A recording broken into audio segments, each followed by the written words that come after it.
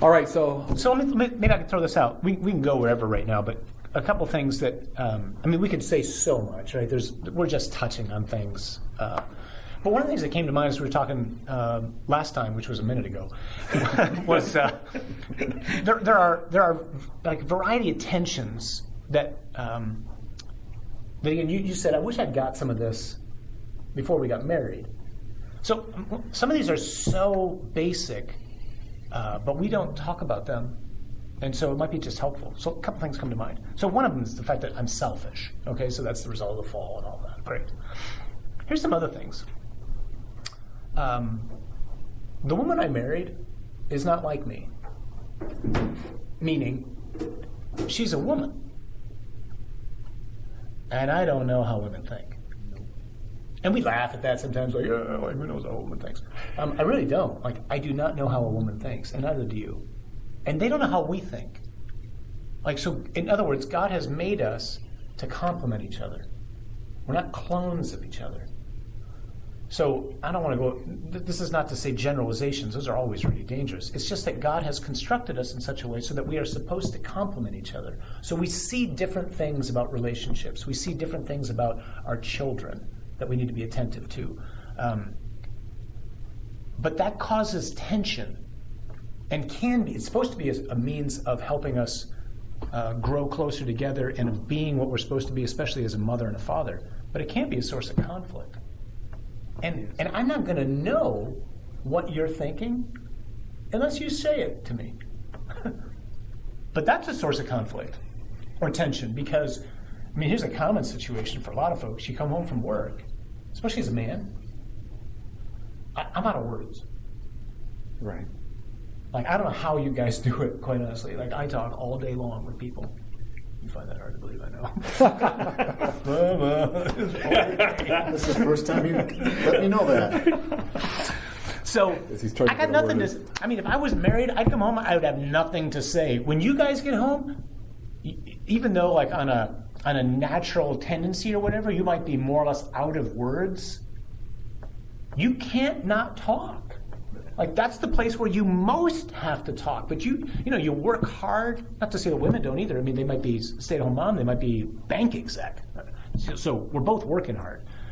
But you can come home and it's like, man, I just need to relax. And I just want to be alone. But if you're married, and especially if you got kids, you can't do that. So that drive home, like, the radio should be off. Your time. The radio should be off, and you should be praying like crazy. Lord, I know what I'm about to walk into. I need some help. Calm me, equip me, help me to be attentive to the things I need to be attentive to. Like I know Paco Gavrilidis, who a lot of the guys know.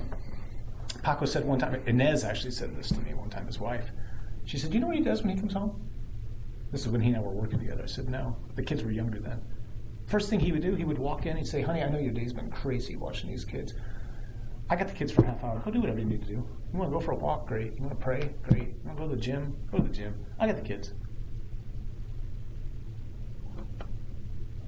That's amazing, right?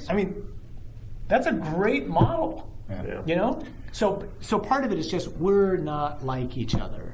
And we can get frustrated over the fact that, why don't you understand what's going on in my head? So the beauty of marriage is supposed to be that you and I can talk about anything, and you can't go anywhere. Because we promised, right? Rich or poor, sickness, health, like, and if it's hard to have a roommate, it's hard to become one flesh with someone.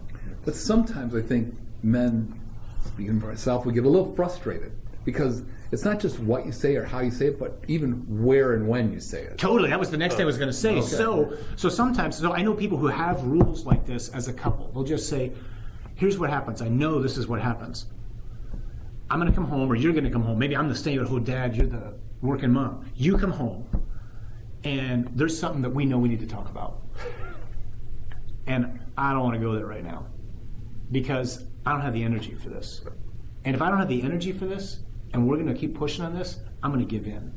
And if I give in, I'm going to become bitter. And if I become bitter, it's going to come out.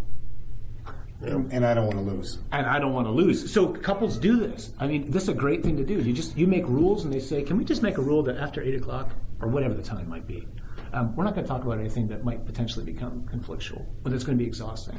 And what we're going to do is we're going to call each other on that. It's just an agreement. It's not because we don't want to talk about something. It's because we recognize that's too important to talk about in that much time, or when we're tired. And so you say something like, it's after 8. And we agreed together we weren't going to do this. And I know you really want to talk about this, and I'm not telling you I don't want to talk about it. I'm just saying, how about Saturday? We just go get coffee, and we sit down and we hash this out. Because I don't want to get sharp with you right now, and I know it might happen. Those are practical things that if you can do, so that it can feel like the problem's with the guy all the time. Yes. That's what I feel. And meaning, you don't listen enough. Well, there's times when that's true. So the guy has to be aware of the fact that, okay, I need to dial up my capacity to listen. That's not how I would communicate, but you're not me and you're not a man. So I need to change. Okay, or you need to grow. So do you. You, Mrs. So-and-so, you need to grow. Because there's not one selfish person in this relationship, there's two. And what will happen is, and this happens all the time in the discussion about relationship between the sexes, men are just understand women. Very important to understand women. And women need to understand men. And sometimes a woman has to recognize, I need to say less. Sometimes the man needs to say more. Jason, you got to work on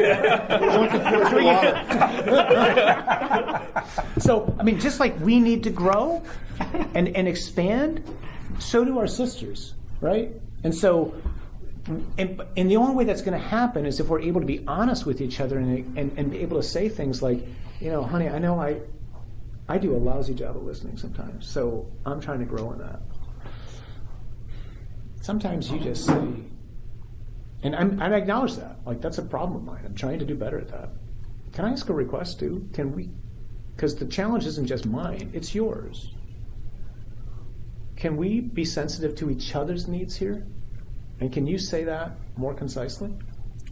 I love it. It's hard to call that in play. When you're in play, yeah. like, hey, I got the game gear on here now. I'm not going to, I lost.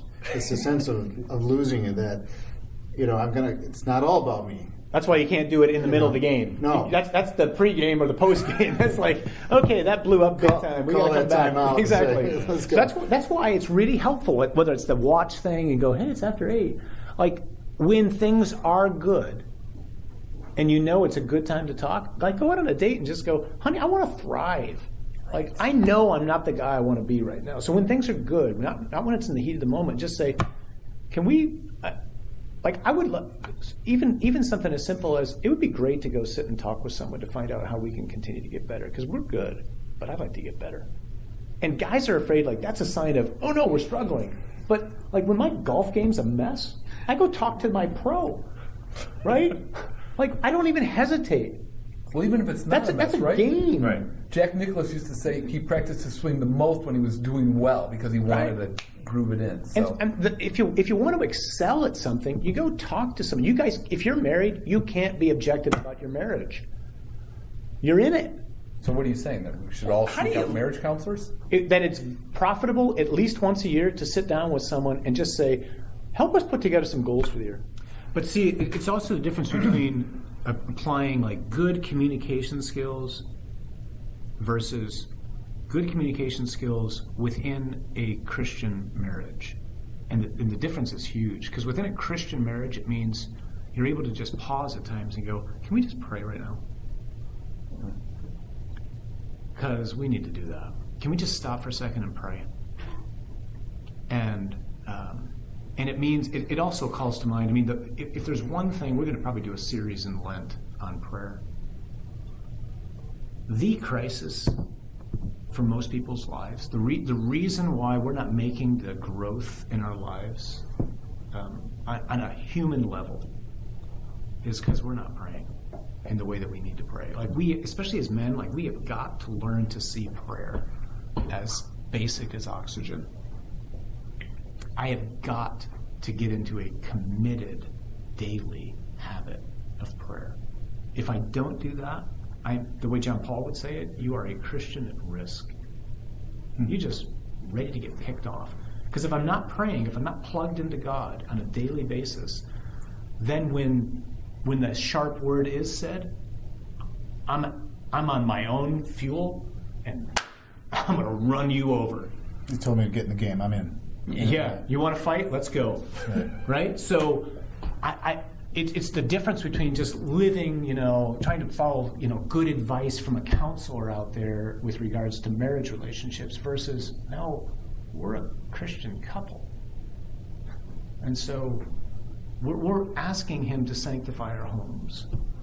Set goals. I mean, even something as simple as that, we're in our work, you always set goals. What are my goals and objectives for this year? How many people have goals and objectives for their marriage? Right.